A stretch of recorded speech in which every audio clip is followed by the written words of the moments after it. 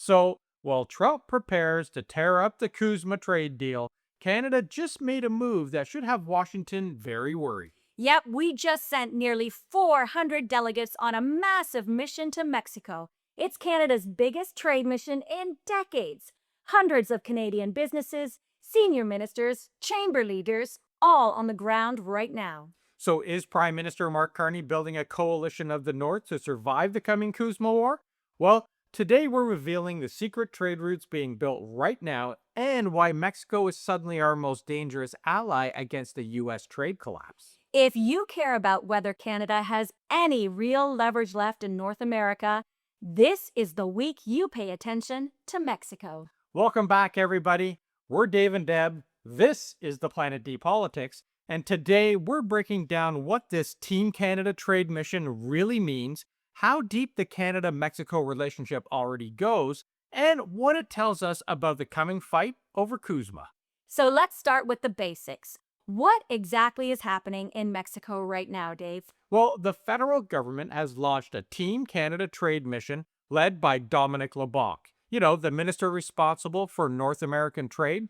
It's being billed as the largest bilateral trade mission Canada has ever done in Mexico, and that's going back to at least the late 90s. We're talking about roughly 370 Canadian delegates, more than 200 businesses, three major Mexican cities: Mexico City, Monterrey, and Guadalajara.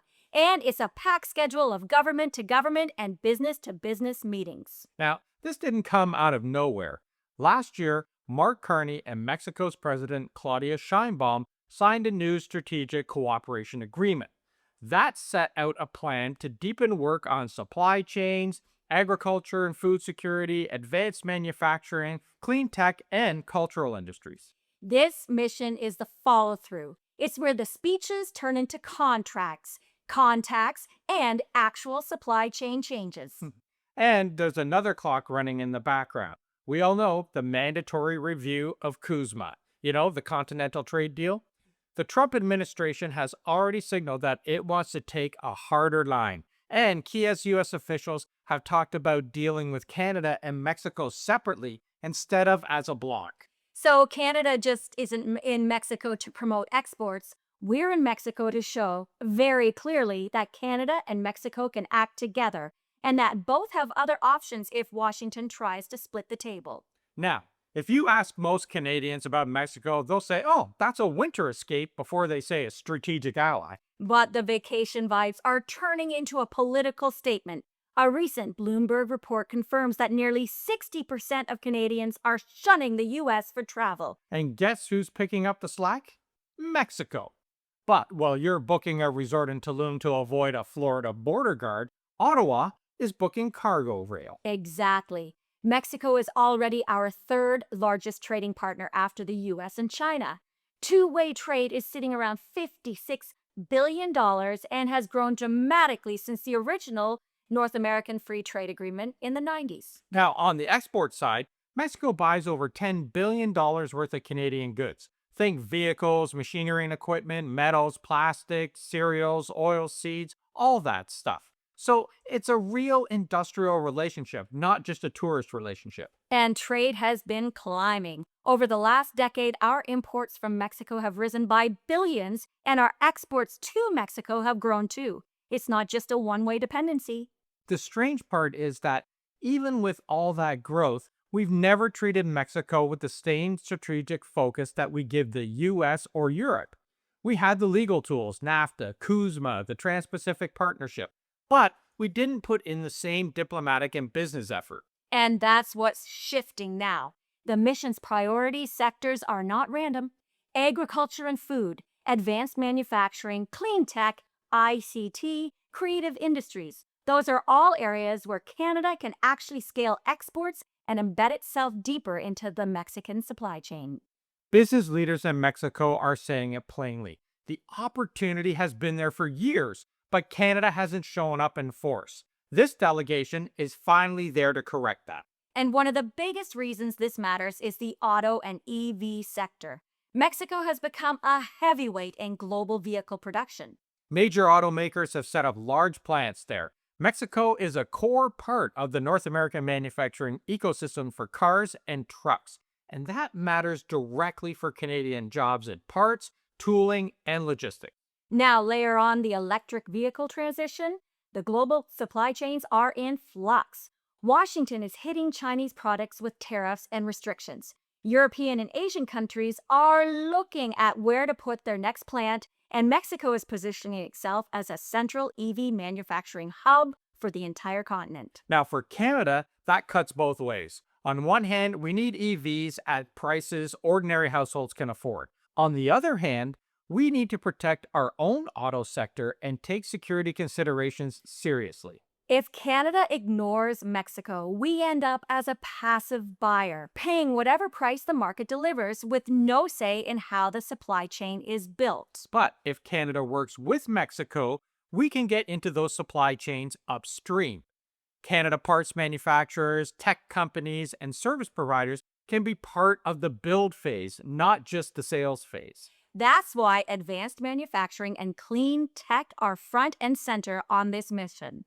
It's not abstract, everyone. It's about where the next decades of auto and EV jobs land and whether Canadian companies are plugged into those Mexican plans and platforms. And it also forces a more mature conversation at home.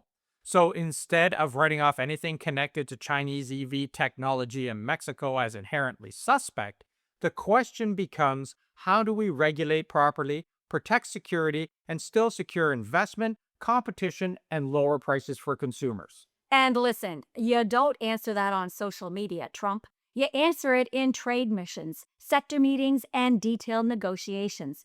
That's the work that's happening this week. Trade isn't just about what you make, it's about how you move it. And this is where the bypass idea really shows up. For decades, most of Canada-Mexico trade has moved through the United States, over U.S. rail, through U.S. ports, and across U.S. border crossings. When relations are calm, that's efficient. But when relations are not calm, and we've seen plenty of that lately, those same routes turn into pressure points. Inspections tighten, border crossings slow, tariffs show up with very little warning. If every container and every rail car between Canada and Mexico is forced through U.S. territory, the U.S. always has its hand on the tap. And that's not just theory. We've watched it happen in real time with steel, aluminum, lumber, autos, you name it. So the Canada-Mexico priority now is resilience, more direct links, better use of the continental rail network that already connects Canadian and Mexican systems. Rail is a great example. When Canadian Pacific bought Kansas City Southern, it created a single rail network connecting Canada, the U.S., and Mexico. Since then, shipping volumes directly between Canada and Mexico, they've been growing. But here's the real kicker that Washington does not want you to realize. The in-bond loophole. Most people think if a train hits the U.S. border, American bureaucrats get to stick their noses in the cargo and then slap a tax on it. That's wrong. Using the CPKC network, Canadian goods can move in bond. That means the containers are sealed in Canada and treated as if they aren't even in the U.S. while they're rolling through Texas. No U.S. duties, no immediate U.S. clearance. It's a ghost train. It moves through the heart of the U.S., but belongs entirely to the Canada-Mexico trade axis. This is how we bypass the Trump tax. If he puts a 25% tariff on goods entering the U.S. market, well, these trains, they just keep on rolling straight to Mexico City, effectively invisible to the U.S. Treasury. From the Mexican side, there's also a push for better access to Canadian ports so that they're less dependent on U.S. maritime routes. From the Canadian side, there's a clear interest in routes that don't vanish every time someone in Washington decides to pick a fight with a bridge or a pipeline. None of this, to be clear, is an attempt to erase the U.S. from our trading map. The U.S. is a central partner and a massive market. But resilience means you don't design your entire economy around the assumption that one partner will always be calm and predictable. Now, we should be honest about the challenges because Mexico is not a friction-free environment for investors. No, there are real concerns about the rule of law in certain sectors. Judicial reforms in recent years raised questions about the independence of the courts. Energy policy has swung back toward more state control. and some Canadian mining projects worth billions have been delayed or stalled by regulatory and permitting issues. But those risks are exactly why missions like this matter. Delegates are getting briefings on how to navigate regulation, how to structure projects, where to invest, and where caution is actually warranted. And it hasn't stopped Canadian companies from building serious footprints in Mexico. Banks, pipeline operators, manufacturers, mining firms, Canada already has major players embedded in the Mexican economy. The difference now is that Ottawa is treating that presence as part of a broader strategy rather than just a collection of individual corporate decisions. And all of this loops back to CUSMA, because that's where the politics and the economics collide. The Continental Trade Deal is due for review starting this year. The Trump administration has been clear that it wants a tougher approach and has floated the idea of walking away from the trilateral model completely or rewriting key parts of it. Recently, the U.S. Trade Representative even talked about negotiating mostly separately with Canada and Mexico rather than as a single bloc. That's the wedge strategy in plain language. And Canada's response has two main pieces. First, at the political level, Carney and Sheinbaum have both publicly backed a proper trilateral review. And here's the twist: Detroit wants the exact same thing. The big U.S. automakers, Ford, GM, Stellantis, are terrified of Trump's separate deals plan. Their supply chains are so integrated that a single car part can cross the border 7 times before the car is even finished. If Washington kills the trilateral deal, they're effectively slapping 25% tax on their own American workers every time a part moves an inch north or south.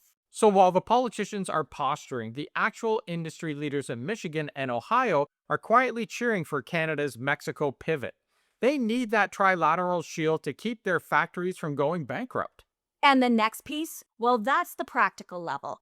Canada is building up its direct relationship with Mexico so that when we walk into those negotiations, we're not just two isolated players hoping for the best. We're partners with shared interests and real trade between us point to point. And you can see how seriously Canada is taking this in the people being put on the file. Janice Charette has just been appointed as Canada's chief trade negotiator for the CUSMA review. She's a former clerk of the Privy Council, former High Commissioner to the UK, and a senior advisor to Carney. She'll work closely with the new ambassador in Washington and with Dominic LeBlanc. That's a heavyweight team, man, because Ottawa expects this review to be hard, not friendly. No. By deepening ties with Mexico, Canada gets better access to a fast-growing market, a more resilient supply chain, and a stronger position inside North America. Mexico gets more investment, more diversification, and less dependence on a single northern neighbor. For workers and businesses here, the payoff is quieter but real. More buyers for Canadian products, more chances to be part of continental manufacturing. For the CUSMA review, the message, it's simple. If you want this deal to survive, use it properly. Build the trade it was designed for. Make it obvious that tearing it down would cost everyone involved. And if Washington decides to play games anyway, Canada and Mexico are in a much better position if they already spent this time building direct, durable links. And let's be clear, Mexico isn't a one-off. Mark Carney has been building a ring of steel around Canada's economy for the last 6 months. Just look at the track record. While Washington has been threatening tariffs on anyone, Carney was in Abu Dhabi securing a $70 billion investment pledge from the UAE for nation-building projects. That is money that doesn't need a U.S. bank's permission to exist. Then he went to Brussels and signed the EU-Canada Strategic Partnership. It's being called CETA Plus, basically a bridge between the EU and the Pacific that puts Canada right in the middle as the broker. And don't forget the Cars for Canola deal in Beijing. Carney basically stared down a trade war, lowered the EV tariffs to 6.1%, and got China to drop duties on our farmers. He even called China more predictable than Washington. That is a massive middle finger to the old way of doing things. Definitely. Between Mexico, the EU, the UAE, and the new ASEAN deal coming in 2026, Canada isn't just surviving Trump, we're outgrowing him. we're finally acting like a country that has options. So here's what we want to hear from you. Do you think Canada should push even harder on one-on-one trade with Mexico, even if it irritates some people in Washington? And do you trust this government to go into the CUSMA review with a firm line on Canadian jobs and sovereignty? Or do you think they're going to get pushed around? Drop your thoughts in the comments below because we want to learn a lot from what you see on the ground as workers, business owners, and citizens just watching this unfold. If this helped you make sense of what's actually happening in Mexico this week, well, then hit like and subscribe. And share this with someone who still thinks trade is boring. Because this isn't just a news cycle, it's where the next decade of Canadian sovereignty is being decided. And if you want to help us keep this channel independent and 100% unfiltered, join the A-Team. Just click that join button below and you'll get exclusive behind-the-scenes updates, custom badges, and some bloopers here and there. You can also find us on our Substack, Unfiltered North, for the deep dive scripts and the maps Washington doesn't want you to see. Ring that bell so you never miss a Truth Sunday or a midweek breakdown. We are Dave and Deb. This is the Planet D Politics, and we want to thank everyone for standing with us, and we will see you tomorrow. Ciao for now.